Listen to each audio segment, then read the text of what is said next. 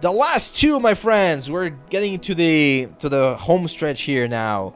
We're gonna start with Core Breaker. It says, "Howdy, Ave. I love your videos and such a good resource for any 3D artist." Thank you, my friend. Thank you.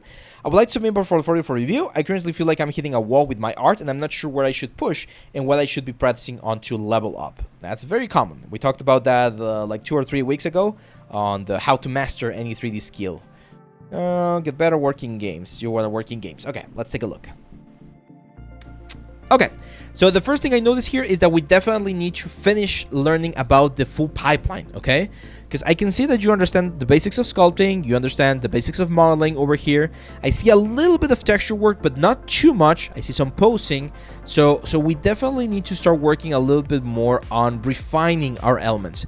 I think for you, the best course that I could probably recommend is going to be the Oni course, the ZBrush course, because it's going to really teach you all of the necessary things that you need for the sculpting phase, and then jump to retopology, maps, and all that kind of stuff.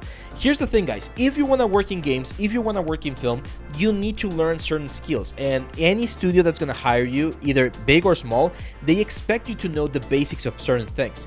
In my case, for instance, in the small studio that I have, we focus on people who know how to model, how to UV, and how to texture. If you can do those 3 things, of course, sculpting as well, 4 things, then usually, more often than not, I'm going to give you a shot as an intern, or I'm going to hire you for specific projects, because that's the bare minimum that we need for the kind of projects that we do. But in this particular case, I feel like we're missing that last part, which is the texturing part and the UVs and the optimization side of things, okay, Jorge? So if you're not focusing on that, if you just want to do sculpting, if you really enjoy ZBrush and you're just like, no, I just want to be doing sculpting for my, I don't know, like characters or for 3D printing, that's fine. You can also do that. But then we need to really specialize in making a lot of cleaner decisions here in our sculpts. Very common mistake, for instance, on this one right here.